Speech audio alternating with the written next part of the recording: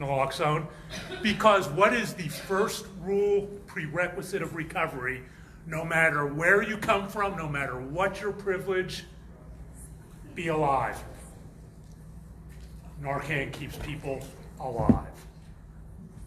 I consider myself very lucky to be alive. And as a microcosm of that luck, I want to take everyone back to June of 2006, my 20th year as a practicing lawyer. The NBA's Dallas Mavericks are going to the championship for the very first time. My brother Mark had bought the team in January of 2000, and we had had some success, been to the playoffs, but this was our first trip to the big show. And as you might imagine, I was going to get some pretty good seats for those games. I also had the opportunity to get 2 tickets for friends. I call up my brother, hey, sure, Bri, come on over. He gives me the tickets. Do you think I gave them to my friends? I know what you're thinking. He sold them on eBay for some astronomical amount. Made buku dollars. Well, I didn't do that because that would be disrespectful to my brother, to the team. I took those 2 tickets and traded them to my cocaine dealer for $1,000 in cocaine.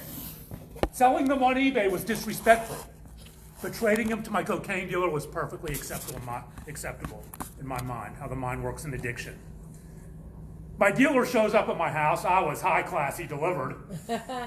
He hands me this huge Ziploc baggie of cocaine. I give him the 2 tickets. I go running up to my home office. I dump it out all on the desk, look at it like I'm Scarface, my cocaine kingdom, wanted to go. Of course, I bought it for a reason, pull out the $20 bill, go, roll it up. And cocaine users are a funny bunch. We'll go out into the airport, to a restaurant, wash our hands, scrub our hands when we leave, but we'll roll up a $1 bill or 20 or whatever that's been who knows where and stick it up our nose. But cocaine had long stopped giving me that feeling of self-love, self-acceptance, and confidence that took me into the courtroom, that took me into dating situations, that took me into social situations. Yes, I've been in the courtroom high on cocaine. Now I was just chasing it. But it wasn't chasing it, ooh, maybe I have a problem. It was chasing it, maybe I need to switch from Grey Goose to Jack Daniels. Maybe I need to change my wine brand.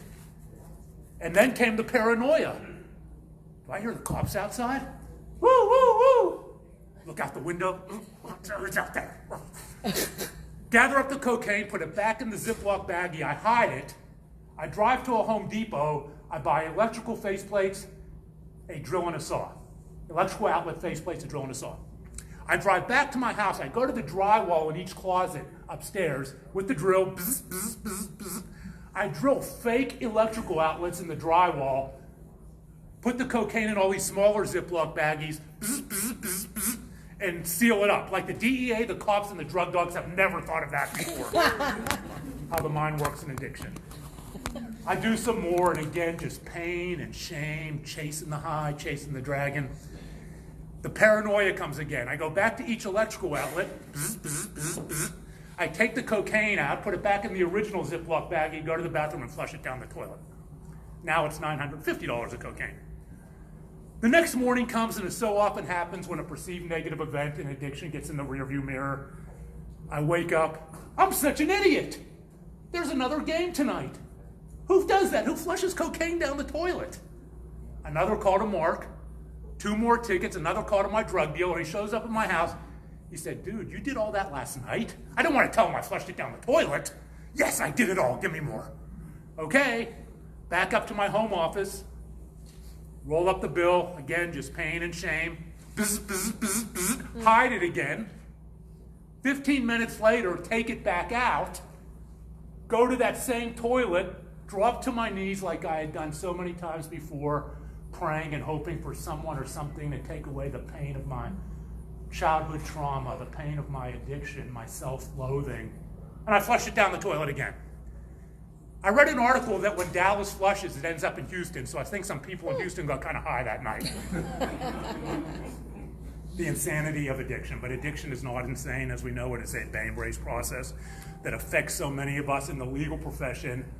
A recent groundbreaking study found that over 20% of licensed attorneys would be considered problem drinkers, or quote-unquote alcoholics. And I put alcoholics in air quotes because the actual diagnosis is alcohol use disorder.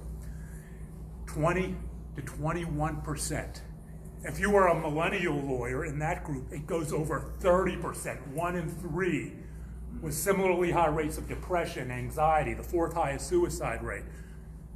From my viewpoint standing here, I am in a profession that is in crisis from the standpoint of mental health. And I was in crisis from the standpoint of mental health. And it wasn't just cocaine. At 18 years old, as a freshman at Penn State University in 1979, I'm a boomer, I developed bulimia. Yes, guys do get eating disorders. About 25% of all those with eating disorders are male. Raise your hand if I'm the first guy you've ever seen stand up and talk about having an eating disorder. There's no shame in it. It's very stigmatized. There aren't that many of us talking about it. I later developed exercise bulimia, which is obsessive compulsive exercise for the primary purpose of offsetting calories. By the time I was going into my 22nd year as a sophomore and then a junior at Penn State, I became a problem drinker, an alcoholic, drinking every morning, going to class drunk, putting a bottle of tequila in my pants to get drunk just to go out and get drunk. The closest epiphany I ever had on recovery back then was walking to a hamburger joint, drunk of course, and coming across the rack of pamphlets that the 12-step groups put out. And as everyone in this room knows, AA is the most well-known of the groups. The 20 questions, and they're geared towards college students. Answer this many questions and you might have a drinking problem, come see us, blah, blah, blah. And I'm checking them off. Yes, I black out, I miss class, yes, yes, yes. I'm just a college student. We all do that. 2 points. That was as close as I ever came back then. By 26, I was addicted to cocaine. By 44, my first trip to a psychiatric facility of 2 after becoming suicidal. 3 failed marriages, 1 more, I get a free set of steak knives. Jail. And finally, recovery in 2007. How does that happen? How does a young boy born in Pittsburgh, PA, a baby boomer in an era where social networking was playing dodgeball, when cell phones were 2 cups attached to its strings, how does that little boy become so horrified at his reflection in the mirror, hate himself so much? How does that little boy grow to be a 40-something-year-old man who thinks he's doing his family a favor by ending his life by suicide? Well, we have to go back to that little boy in the baby boomer era. I am the middle of 3 boys. Mark is the oldest. I have a younger brother, Jeff.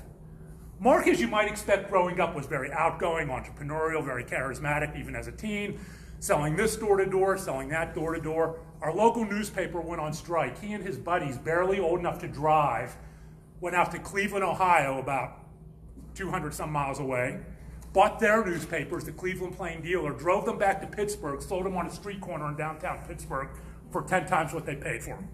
You knew what he was going to be, and he became that. My younger brother, Jeff, was a nationally ranked wrestler in high school, where we grew up. A jock, beer parties, dates, prom, all the things that I equated with love and acceptance. But I was classic middle child syndrome. I was shy. I trended towards isolation. My favorite spot was in my bedroom alone. And I internalized anything negative said to me and about me and wore it like a skin-tight suit. And unfortunately, I also had a difficult relationship with my mother. And I'm going to tell you a little bit about this, but I want to make it clear to everyone in this room, I do not blame my mother for the things that I went through. There is a difference between cause and correlation. Things that go on in the home can correlate with mental health issues later in life. Not everyone will have that happen. That's why it's correlation. There was a lot of fat shaming in my household.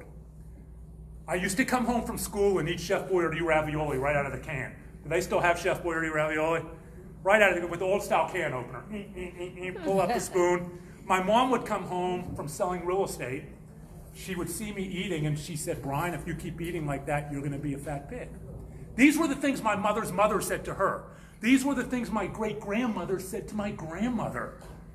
These were the tools my mother was given. This was not her fault. This was a young mother in the 1970s struggling with her own mental health issues at a time where for a woman to even admit that, you could get put in an institution. So we just kept quiet about it because it was contagious to even talk about it. And when I came home from bad grades, as her mother said to her, "You're a dumb bunny." She had a very verbally and mentally abusive relationship with her bipolar mother. But as a young boy, a young tween, not understanding psychology 101 and these dynamics, I grew depressed to hear these things. And I became a bigger Brian, and I ate more Chef Boyardee ravioli and became a bigger Brian, and eventually became an obese Brian. And as so often happens when kids change for what other kids perceive in the negative at school, it happened then, it happens now, although it's much more insidious now. Back then, if 10 kids in the lunchroom knew something, it meant it went viral. The bullying started, the fat teasing, the fat shaming. "You're a fat pig.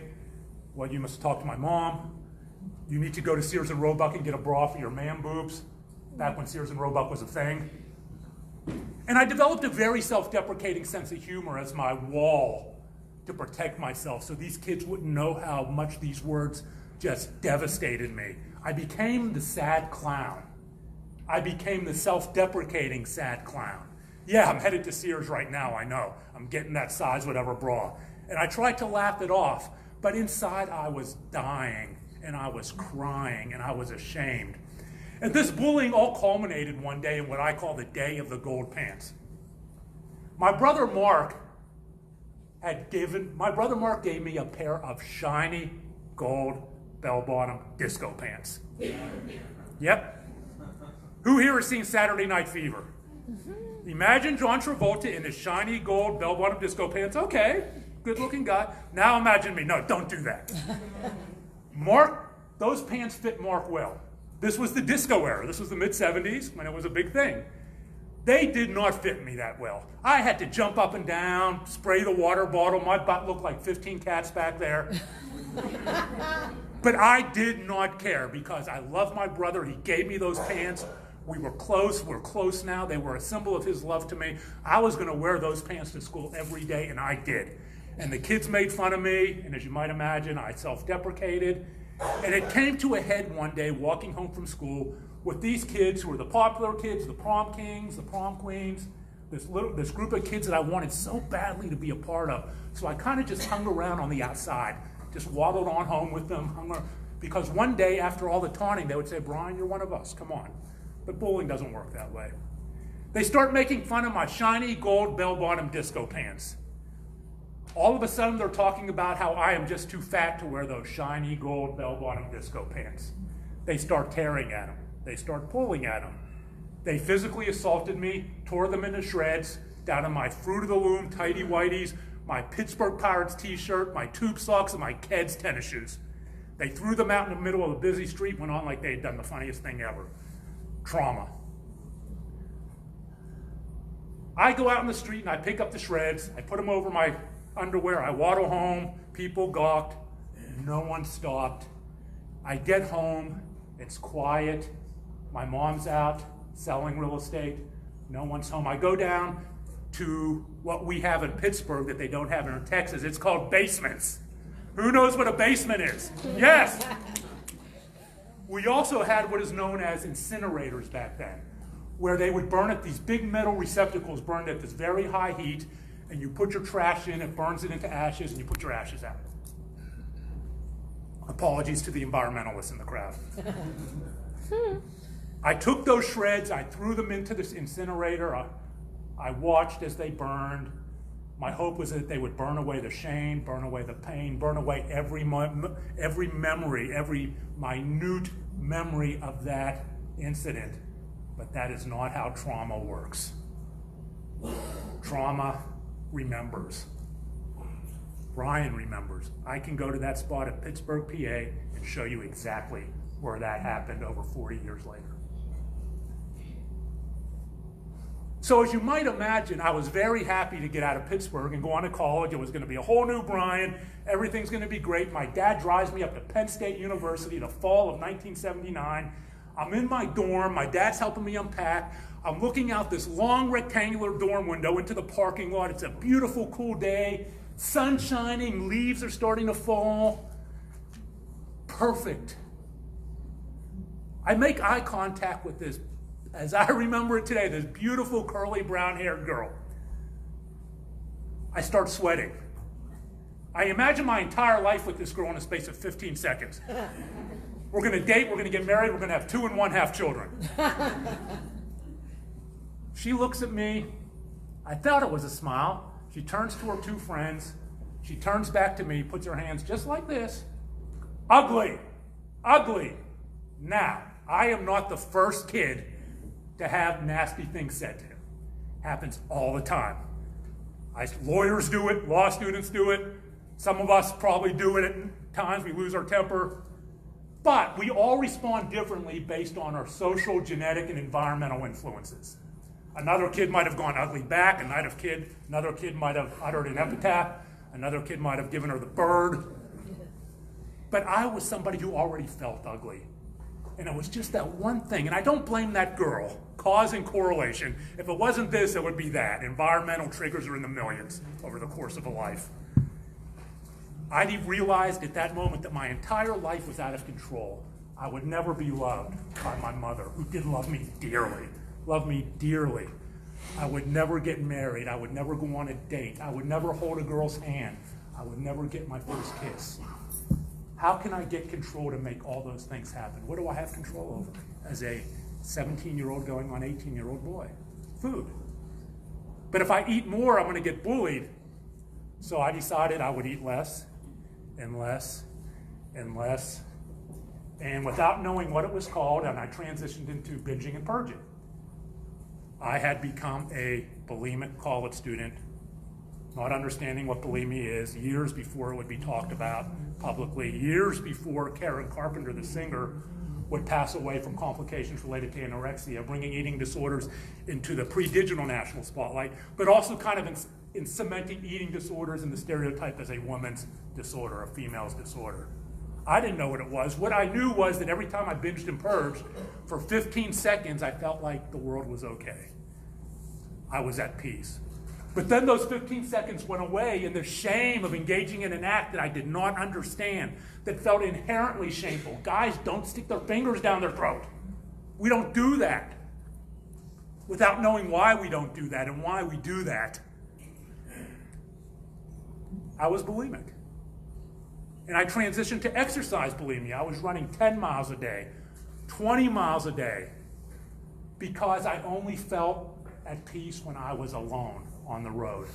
It was the only time because I didn't have to look at the crowd and project out that everyone was calling me a fat pig, even though they weren't. They're worried about their own stuff. But in my mind, that's what I saw. And that's what I thought everyone else saw in me. Then I turned old enough to drink, and while I had experimented with drinking as an early teen, it went off the rails at Penn State. As I said, I was getting drunk almost every morning. I was getting drunk in the evening. I was buying alcohol to get drunk before I went out to the bars. I, however, had kind of a gift. I was a criminal justice major. I wanted to be a cop. That would have worked out well. I would have been the first guy in the evidence room trading out the Manitow for the blow, believe me. There'd be a movie about me. Serpico O'Brien. But I decided I was going to be a lawyer. And why? I'm sitting in the room looking at these police officer jobs at Penn State, and there are 2 kids from Pittsburgh talking about going to law school. I had never thought about law school in my life. I didn't know any lawyers. I'm the first lawyer in the family. My parents had never had a lawyer, to my knowledge, at that time, although now I know they did. But it made perfect sense to me as I listened to these 2 kids talk. Not because I wanted to be a lawyer, because, ding, ding, ding, I can stay in school for 3 more years, and I can binge and purge, I can run, I can drink, I can engage in the same behaviors that have allowed me to survive to this point, day to day, moment to moment, hour to hour. That made perfect sense to me, because my life was about survival, not about the future. My future was the next drink. My future was the next binge and purge. My future was the next run. That was tonight. That was tomorrow. That wasn't 3 years from now. And because I was able to do well on tests, pull it together for a night, I did well enough to get into pit law. I show up at pit law as an alcoholic with alcohol use disorder, as a bulimic, as an exercise bulimic, now dealing with major depressive episodes. Not quite the resume for law review. And I graduated by the skin of my teeth. I mean, it was, come on. I did my trial moot court intoxicated. I went to class intoxicated. I got drunk at night. I bought alcohol to get drunker. Does this sound familiar? Repeating cycles of survival? And in those days, the words compassionate community were not a thing. You dealt with it inside alone. You were either in 12-step, a hospital, or you were on the street dealing with it. We did not have all of the residential treatment options and the different pathways we have today. I still have nightmares about going to get my diploma and the dean of the law school going, psych, pulling it back from me, and I wake up going like this. And the ironic thing about that, the pure irony, is that I was so ashamed of who I was, I didn't even go to the graduation. Just mail it to me. It's all good. I still have no idea what it means to be a lawyer. I don't care. I'll put it in the closet. It's not being hung anywhere, that diploma. I wanted to get out of Pittsburgh so badly. At that point now, my mom and I aren't even speaking because neither of us really understood how to bridge the gap of all the pain each of us went through. So I decided in 1986, upon graduation from Penn State, that I would move to Dallas, Texas. Why? Because both my brothers had moved there, Mark and Jeff. They were sharing a house. Their love would pull me together. Their love would save me, if only love was enough to bring someone into long-term recovery. It's important, it can be a part of it, but that was all I had as the tool. They didn't know anything about addiction. So I moved to Dallas, $200 to my name, Greyhound bus. Mark meets me at the bus station. I move in with him and my younger brother, and it was like throwing gasoline on a fire. Poof. This is the mid-'80s. They're young. They're going out. They're dating. I fit right in. My drinking escalated, if that was possible. And then in a bathroom of an upscale hotel befitting my status of a lawyer who hadn't even passed the bar, wearing his suit that his dad bought him at Sears in high school, pretending I was a lawyer, in their bathroom I discovered the one thing finally, the one thing that for the first time I looked in the mirror and loved the person I saw. For the first time I looked in the mirror and told myself, the girls love that person. My mother loves that person. That curly brown haired girl absolutely loves that person. I discovered cocaine. I did that first line of cocaine in that bathroom the summer of 1987. And it was Katie bar the door. Because I had never felt that in my life. All of my adult life was spent hating myself. All of my adult life was spent with this void in my stomach of pain, of shame, this empty, deflated beach ball that I didn't know how to pull out. And then this feeling sweeps in. Whoa, yes! I had to have that feeling again and again and again. Alcohol and cocaine took over my life as a person and as a practicing lawyer. And first, a lawyer who failed the bar twice because of drugs and alcohol. The first time I took the Texas bar exam was in a no-tell motel out of Fort Worth, Texas.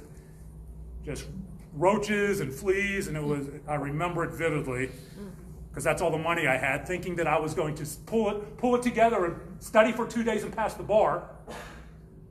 My study aids were some books I borrowed that weekend, and the lawyers will get a kick out of this. An 8 ball of cocaine, 3.5 ounces, a fifth of Jack Daniels, and a liter of TAAP. TAAP. Is TAAP still out there? I don't think so. Those were my study aids for the first time I took the Texas bar, and as you might imagine, I didn't pass. And I failed again for the same reason.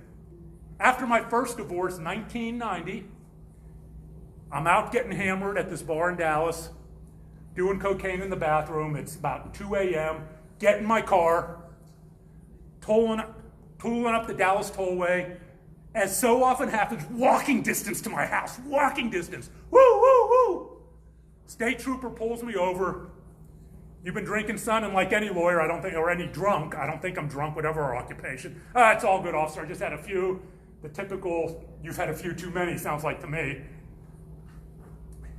I get on the side of the road, do the sobriety test, count backwards and touch your nose. Z. F. C. Okay, click. Nothing like that steel, the feel of that steel. I get back in the car, and I'm so obnoxious. Officer, are you going to take me back to my car when I blow under a 1.0? Of course I'm going to blow. I'm a lawyer, and I'm going to do it because I'm not a lawyer. I'm a person who doesn't think he's drunk. And he laughed. He said, son, you're not going anywhere.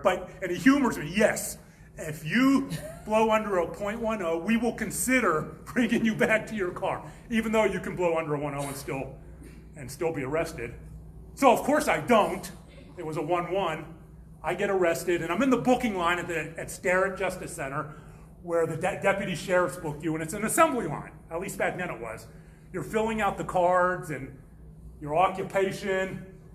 And back then I was also, and there's no other term for it, so I'll say abuse, I was abusing anabolic steroids for a lot of self-image reasons. And I was wearing this muscle shirt. I was a big guy, these fanny shorts, and a dangling earring. The deputy sheriff looks at the card, he holds it up to his face, pulls it down, goes, "You're a lawyer?" He gets a little closer to me, he does, "You stink. Do you know you stink?" I look to the guy behind me, I look to the guy over. Is this a trick question? He puts the card back down, he says, "I hope they kick you out. You are a stinking lawyer. I hope they kick you out. You are a disgrace." And my thought to myself was, "Deputy, you're right. I agree." Because I hated myself. I didn't understand addiction. And I didn't get kicked out. That's not how it works. Addiction is a disease, even though back then it wasn't really as much a disease as it is today and how they looked at it. But I didn't get kicked out, not only for that reason. The person who pulled me over was a state trooper, and he was in his late 50s, early 60s. I show up for my day in court. I pled not guilty, as is my right, make the state prove their case. The state trooper decided he was going to retire before the trial. And he went out to somewhere in Texas, and he wasn't coming back to testify against Brian Cuban. He was done. So they had to take a dismissal, one of my 9 lies in addiction. My lawyer comes running out with the dismissal. He said, "Happy birthday early." I said, "Thank you," and it was Rich. "Thank you, thank you." He said, "Don't thank me, thank the DAs." And there is what is known as a workroom where the district attorneys all sit, chattering and whatever. I opened the door and I said, "Thank you." They looked at me like they wanted to throw me out the window. He pulls me back and said, "I was kidding. Get out of here before they refile." So I get out. And now I'm back at it. In 2005, I decided that I was such a black mark on my family that I would never be able to love myself, that I would never be loved by anyone, that I was in so much pain that the only way to end the pain was to end my life by suicide. And it was close. At the urging of a friend who did not mind his own business. Thank you. Do not mind your own business when people are struggling. We'll talk about that. My 2 brothers came into my house. It was a .45 automatic on my nightstand. Alcohol everywhere, cocaine everywhere. They gathered it all up. They dragged me kicking and screaming down to Green Oaks Hospital in Dallas. They're trying to save my life. All I'm thinking is, leave me alone, get out of my life, so I can go back to the people who truly love and understand me, the people I do blow and drink with, at least until the blow is gone, right? Then they don't love you anymore. They weren't having any of it. But my mind's also clearing. This is Texas. What are the rules? What are the rules? They're trying to put a hold on me. I get this. What are the rules? So my head's clearing, and I'm sitting in the attending psychiatrist room with the psychiatric nurse, and they're asking me questions. I'm not a danger to myself. I'm not a danger to others, going through all of it. And much to the chagrin of my brothers, they couldn't hold me. So we did what I call the Cuban rehab. And when I talk about the Cuban rehab, I have to talk for a moment about privilege. I have gone through addiction and recovery in privilege. I would be disingenuous not to acknowledge that. I had resources if I wanted to. I've always had health insurance. I've always had a path if I wanted to take it. That is the minority of people. I had a brother with unlimited resources. The majority of people don't have that level of privilege or any level of privilege. They come from underserved communities. They come from, many times, poverty-stricken communities, one family, one parent communities, communities where recovery in jail is more the rule than the exception. So, yes. But that's how it is, right? That is my story. I can't change that. That is, and I don't apologize for that, but I can't not acknowledge that when we talk about the Cuban rehab, which was taking my car keys, stay in your house for 2 weeks and everything's gonna be okay, and I'll get you in a treatment facility wherever you wanna go, which I wasn't gonna do. So they did that, and my only other thought was, no problem, my drug dealer delivers, right? So I stay in my house for 2 weeks, the party comes to me, I'm back out at it, more failed marriages, and now I'm distancing, because now they know, now they really know, now it's in their face. And in 2007, I met a girl while I was out at one of my week-long birthday celebrations. It started when the cocaine was full and ended when the baggie was empty. She comes in to this bar I'm at, and I was able to put on, she's not a drinker, has social, very light, doesn't do drugs, doesn't know anything about my history. I was great at wearing masks. Very few people, except those closest to me, knew what I was struggling with. I was able to wear one of my masks that were becoming increasingly difficult to keep on of this respectable lawyer, this respectable person. So we start dating. She moves in with me. I remember one of my friends asking me, when I told him she was moving in, he said, "How is that going to work? You're doing this. She doesn't do this. It'll make me stop." I'll stop. Nah. Easter weekend 2007, and her name is Amanda. She goes away for the weekend to visit her parents. Suddenly it's 2 days later. Where did those 2 days go? She's looking down at my bed. I'm in bed. It's 2 in the afternoon. Where did those 2 days go? Where have I been? I had a blackout. There's cocaine on the dresser. There are wine bottles and beer bottles scattered throughout the floor. I had no idea who had been in my bedroom. She's thinking, did I come in the right house? I'm thinking, what lie can I tell to explain this law and order orgy of evidence that I might not be the person she thought I was? Lawyer, thinking. She wasn't buying any of it. She's a lawyer as well. All I could think of was the metaphorical run home to mama. Take me back to Green Oaks. You've been to Green Oaks? Yeah, there's some things you don't know about me. We'll talk about that later while I think of a good lie to explain this on our way down there. So we get to Green Oaks and we're standing in the parking lot and she's crying and I'm thinking she's gone. She actually stood by me. We dated for over a decade while I repaired the broken trust, found recovery, and we have now been married going on 3.5 years. So, well, not all relationships will survive it. Ours was able to. But it survived because I had to do the recovery work for me, not for her, not for my family, not for my brothers, because wives do go. Parents die. Siblings die. Trauma happens. Tragedy happens. Pets, we lose our pets. And recovery had to be able to withstand all of that for me. For me. Not for anyone else. Because everyone else will get the benefit of that, but it had to be for me. I thought about another thing in that parking lot.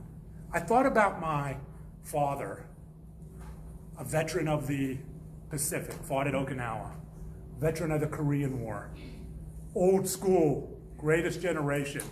Growing up, he would say to my brothers and I, wherever you go in life, no matter what happens, you pick up that phone and you tell your brother you love him.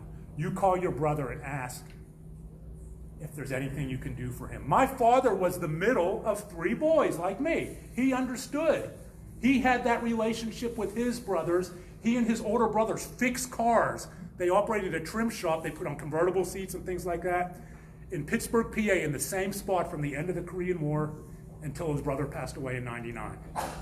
They understood, and it was like a bad marriage sometimes. Siblings aren't always hunky-dory, like my brothers and I. But he understood that gift that his parents gave him, and he was passing it down to us.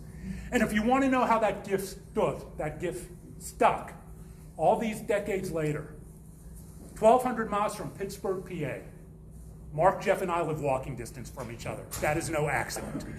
Until my father passed away a year ago, he lived across the street from me. And I don't mean metaphorically across the street. I mean he lived across the street. Another privilege that I have gotten to enjoy that a lot of people don't have, that family. That family. And I understand that a lot of people have no context for that. Some people do, but a lot of people don't. They haven't spoken to their sibling in years. They're at odds with one parent or another. I understand. I feel fortunate to have what I have. And I thought about that, and I wasn't willing to lose my family. And why wasn't it when I was suicidal, and why now? I don't know.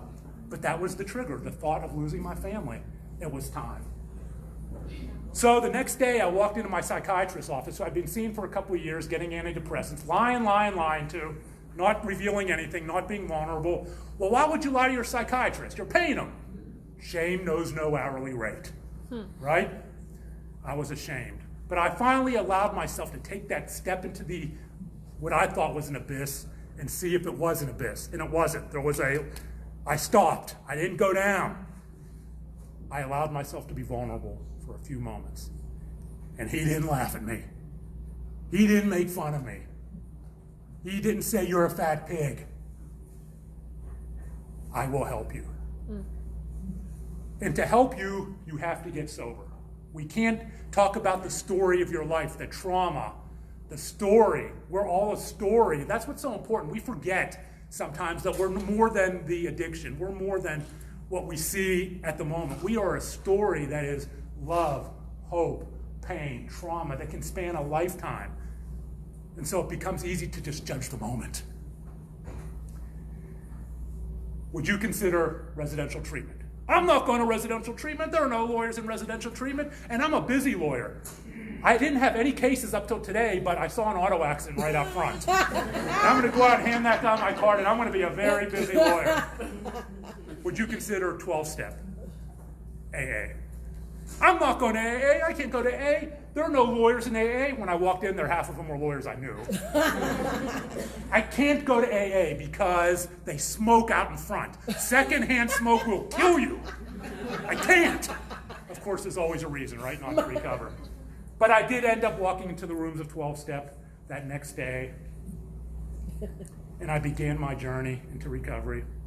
And when I sat in that room, and when I say my journey, that is my path. I had to be a path of abstinence. There is no such thing as one drink for me without a line of cocaine, and there was no such thing as one line of cocaine without one drink. There are other pathways. There's harm reduction, there's smart recovery, there's refuge recovery. There are many other pathways. I wasn't given those choices because they really didn't exist to a large extent back then. But mine had to be abstinence, and I acknowledge that. I don't judge any other pathway. Meet people where they are, right? That's what they learn, whatever their chosen pathway is. So I walked in the room, and when I sat in that room of 12-step the first time, it wasn't because I thought I was an alcoholic.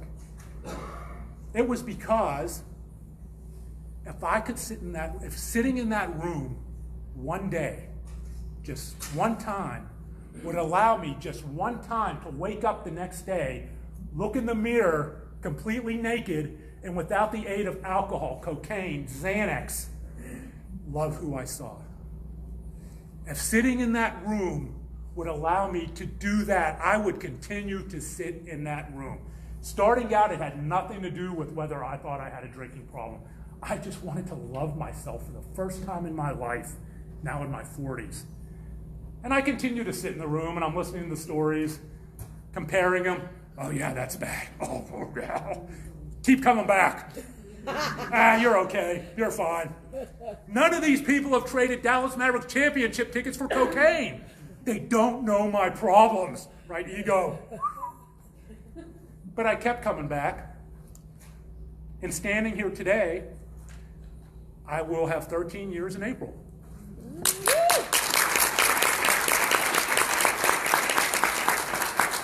Standing here today, I no longer practice law because I follow my true passions that I figured out in sobriety, in recovery, because I never wanted to be a lawyer.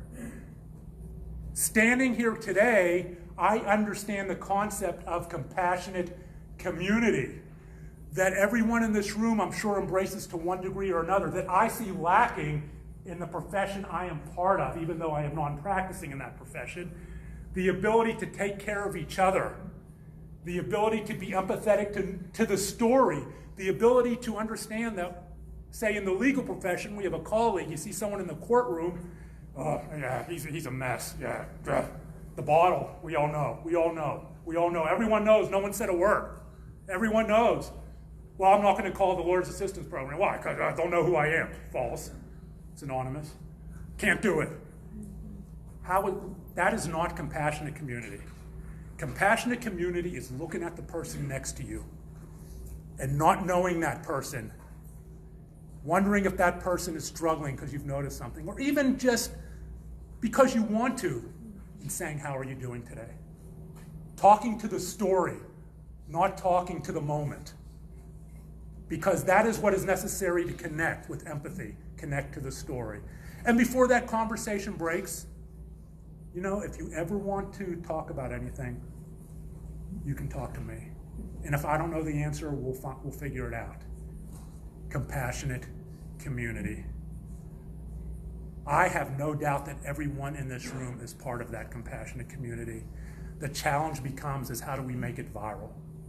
I encourage every one of you to sometime this week step outside your comfort zone, because even when we're in the middle of the profession, if it's not somebody we know, it can be hard to step outside of our comfort zone and create that bond. Step outside of it. To somebody you might know in passing, say, how are you doing? Because you can become a cumulative touch point of recovery in a long string of how you doings that you may not know what happens to that person. You could be the first of 5 how you doings where that person finally decided they were going to do something and begin a recovery journey that started with you, but you don't know it. And that's okay, because you became part of it. Be part of it. Embrace it. Ask someone today how they're doing. Thank you.